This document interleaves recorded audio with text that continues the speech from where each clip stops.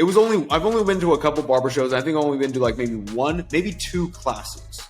I think I've only been to one barber class, right? And there was 3 speakers. I'm not going to name any names. But I remember going there, and what everybody was preaching out of all 3 of them were just worrying about being booked out. And that was it. And I was like, what the actual, like, and this was also when I was only charging like 30 or 40 bucks. Like, even then I was kind of like, I did that shit for like 2 years. And that shit didn't work at all. What are you talking about being booked out? So you're going to tell me what I'm doing right now to generate new clients in my business that's got me up to 40 is not going to, you're not saying that's the thing. And instead you're saying the thing is that will actually work, actually kept me at a lower price point and lower income level for 2 to 3 years. You must be out of your goddamn mind. And again, too, these people are not bad people who are teaching these classes. These are people who are, again, OGs, 15 years in the game, and they got to those price points by doing that game for 10 to 15 fucking years. Who the fuck wants to cut hair for that long? Who the fuck wants to be a barber for that long? I still sometimes look back on, and overall, I cut hair for myself personally. What was it, 7 years? I started in 2012 and started in 2019. 7 years. And I still think that was way too fucking long.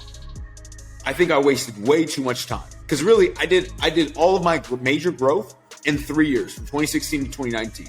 When I went from charging, what was it, about 30, I think it was in 2016, I was charging 30 bucks. 30 bucks in 2016. 2019, I was charging 150 bucks.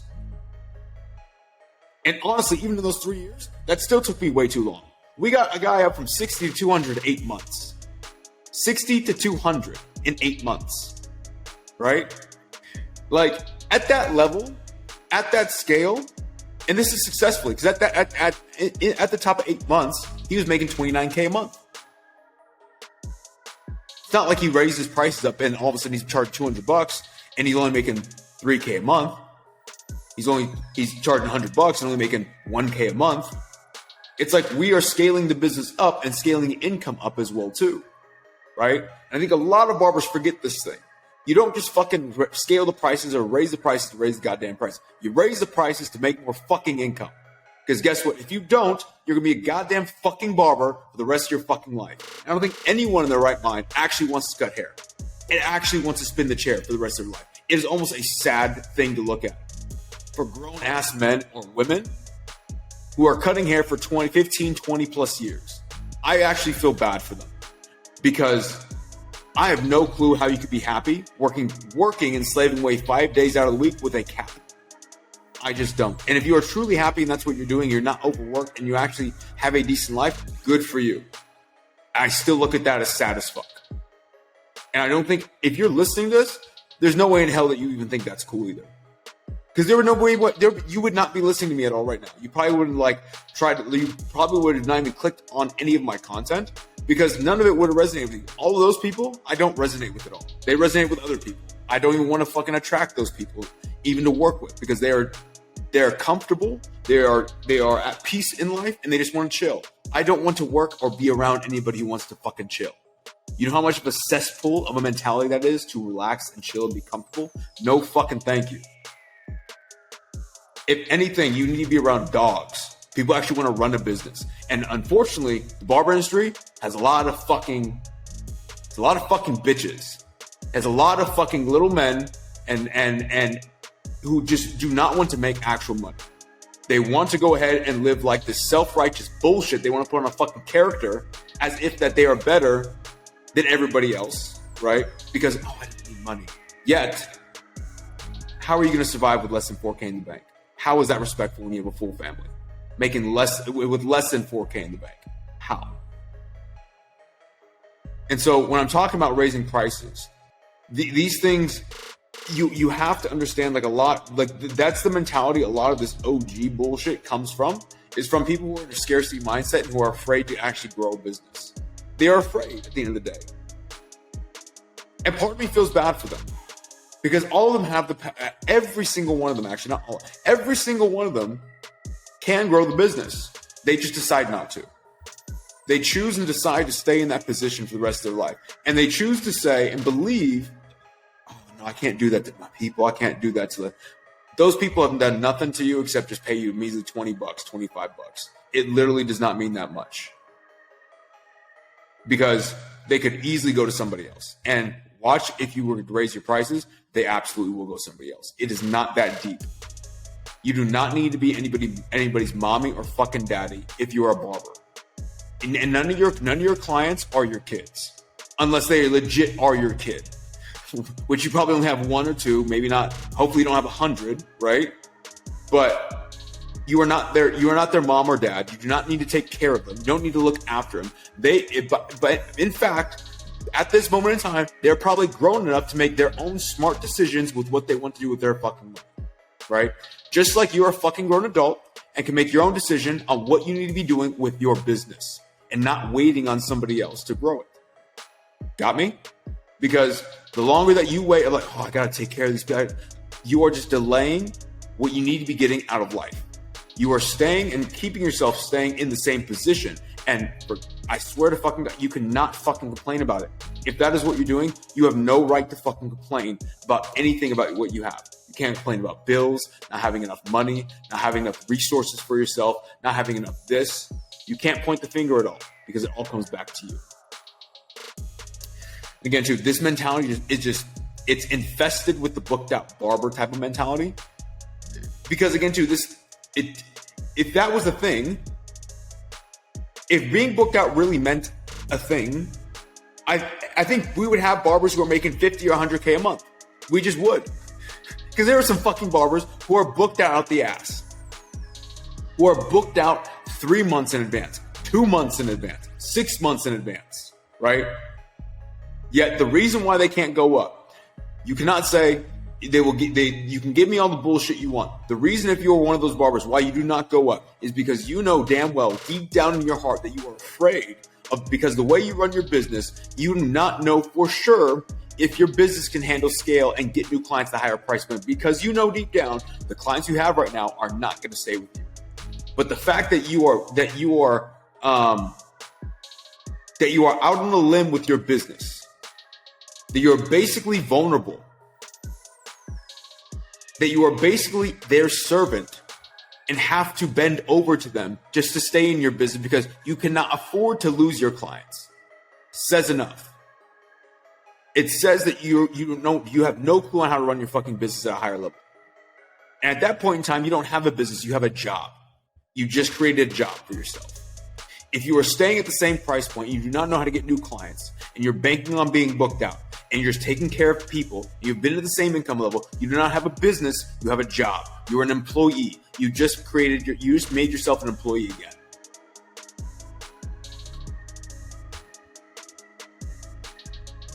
And it sucks.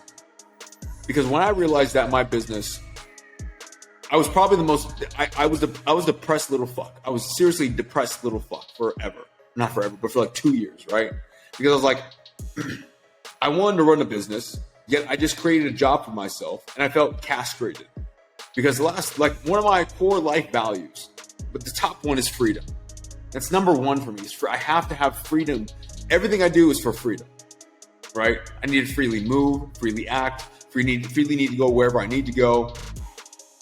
Want to freely spend what I want to spend, whatever I want to be able to get. I don't want to have restrictions on that. I just want to have freedom in every aspect of life.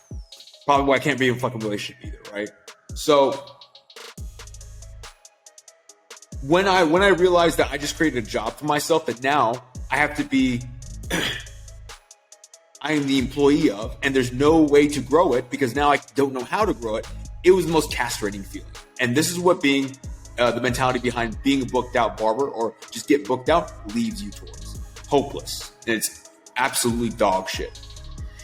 Now, number 3, I guess what I learned about about how to price my haircuts, and I guess 3 things you have to know. Number 3, of course, number 1, I learned location doesn't really matter to me. It does not matter to me. It did matter when I didn't know how to run the business. It doesn't matter when I do know how to run the business. I think I said that correctly. Number 2, being a booked out barber does not matter. So to me, again, too, this was just something passed down from the OGs, wasn't important. Number 3, this is good. Like, for me, I was so worried about like other barbers in the barbershop I was cutting at, what their pricing was and what they would think of me, as well as other barbers in my city, as well as the older barbers who either I cut with or who were in the surrounding cities, who were cutting longer than I was, right? Now, again, too, I think this comes into fear because for me, at least, like, I thought that there was a seniority thing because nobody really knows how the barber industry works when you first get it. I thought there was like this weird seniority thing where if you cut hair longer or if you cut hair for so many years, that gave you certain seniority because you knew the game. When in fact, when you just really look at it, it's kind of sad. If you're still cutting hair after fucking 10 years, what the fuck are you doing with your life, right? Now that I see it like that, I'm like, you shouldn't even listen to somebody like it's honestly somebody that is like, if now I can have an analogy to it, I guess. If somebody works at, and there's not bashing anybody who does this, somebody who works at McDonald's, the cashier, right? Not a manager, just a cashier, regular employee there, right? You get in that position and you stay working the cash register. You stay working. I don't know what the fuck the other jobs are because I never worked in fast food. But maybe it's not cashier because then cashier is actually a higher job. Let's just say you're the French fry. You're the French fry person, right? And you stay being the French fry person for 10 years, right? And everybody around you does not look up to you because you're the French fry person, or does not look up to you because you've been working at McDonald's for 10 plus years, being the French fry person. They only look up to the person who actually has the higher seniority, right? Seniority meaning not years, but actually like who is the manager, right? That's who everybody follows, not to whoever has like done the most years. But for some reason in the barber industry, everybody thinks that because you've done the most years doing something, and you can be complacently doing it for 10 years, you can stay in the same position for 10 years, and all of a sudden, for some reason, every barber is under the spell that thinking just because you've been in the barber industry for 10 years, that gives you some type of seniority and power to talk. And that because you've been doing this for a while, I hate, because barbers are slick talkers too. Barbers always want, man, I've been doing this for a while, man. You should listen to me. Man, I know the game, bro. You should listen to, no, you fucking don't. Then why are you still cutting hair if you know the game, bro? Why the fuck are you not retired already? Why the fuck are you still making $4K a month? Why are you still making $6K a month? Why are you still only making $10K a month? Why are you overworked still? Why are you never seeing your family, huh? Why have you not created a different business off this? Why are you still cutting behind the... Oh, it's for the love, man, for the people. Bullshit. You don't know how to take care of your fucking money. Right? So, the age thing, again, too, I've always thought, you respect the elders. Honestly, in the barber industry, there is nothing out of that shit. If anything, you gotta look at those individuals and not to be disrespectful, you gotta look at them like, what the fuck are you doing? You've stayed in here this long and are only at this level. What the actual fuck? And if that is you, you should also be looking at yourself like, what the actual fuck? Why have I stayed here for this long? Now, in the shop you work with, there should not be any conflict because you run your business and the other person runs theirs, right? Because what I used to think was like, oh man, what if I'm charging like a higher price? I can't go up my price unless I go up unless the whole shop goes up for me because like, oh man, everybody might get mad at me and like all my clients might go to everybody else and then I'm going to be the only barber in here that like doesn't have clients. And like, that's a real fear, right? And that's a real reality again too, because of 1 and 2, if you don't want to get new clients, probably shouldn't be even thinking about raising prices. You should probably be figuring out how to generate new clients in the business. So other barbers' pricing does not matter about it because again, if you know how to run your own business and you know how to get new clients in your business, you run separately from all the other barbers, right? Now, will some of your clients go to other barbers? Absolutely. When I was charging 100, 150 bucks, I had barbers who were next to me charging 30 bucks, 40 bucks. And guess what? Some of my clients went to them. And guess what? I had no problem because while they were getting cut by the barber who was charging 30 bucks, I was cutting a brand new client for 150. Happy as hell. No problem, bro. You need a haircut, you go to he will take care of you. I already got my clients all situated. And when you can do that, the game changes, right? I also think when I wanted to wait for other barbers in my shop to go up on pricing, it was because I was scared because it was also a fear of like, wow, like a scarcity thing, right? Of like, I can't go up because if I go up, all my clients will leave me and I don't know how to get new clients other than walk-ins. And what the walk-ins will do is if they hear me charging a higher price than everybody else, they're going to go to other people. And absolutely, that is correct. That's why you cannot depend on walk-ins. You can't do that. that style of business will not allow you to scale. But again, too, a lot of people can't get outside of that. Like, well, what do I need to do? Again, you need to understand how to generate new clients on a social media platform, in my opinion, which again, too, is getting much more difficult by the day. Number 2, you actually need to know how to convert on this thing. I'm going to make I think I really want to do a podcast later on talking about content versus marketing. They're two completely different things. Content is like TikTok dancing. Marketing is actually business driven, based on, it's business driven to get clients and like money, cash flow coming through the door. And you need a somewhat legit of both, right? You can't be content oriented, which again, the most barber industry is content oriented.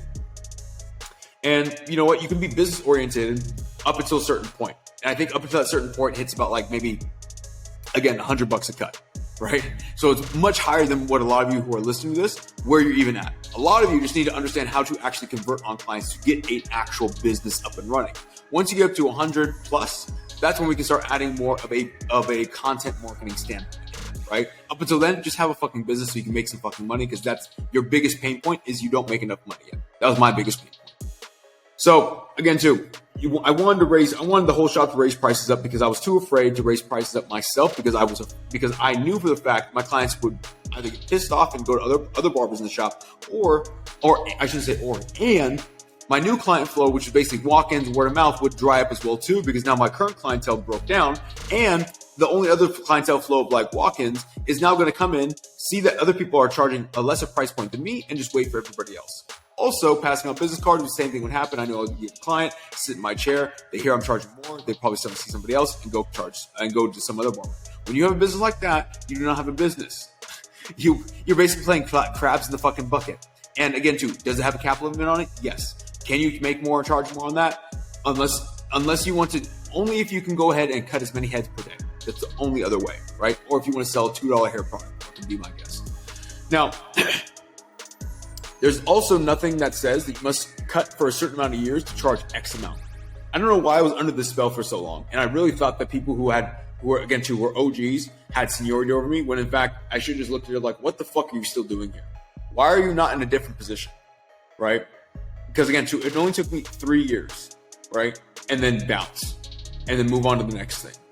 And it really should not take you more than 3 years to come into the industry, build up a clientele, scale up to 15, 20K a month, collect as much capital as possible, and then dip the fuck out on the next thing. This is not a long-term man's game. This is not an old man's game at all either. This is something that's very workflow heavy and very work-centered, very heavy-duty work. I should say heavy-duty work, but you're on your feet all fucking day, cutting hair. It's not the most comfortable thing. Your back is going to get on you eventually. Come in and come out. Do not stay in this industry for fucking years. But most people do, because they see the OG barbers who are chilling, relaxing, cutting hair, smoking weed, drinking beer, relaxing, making money.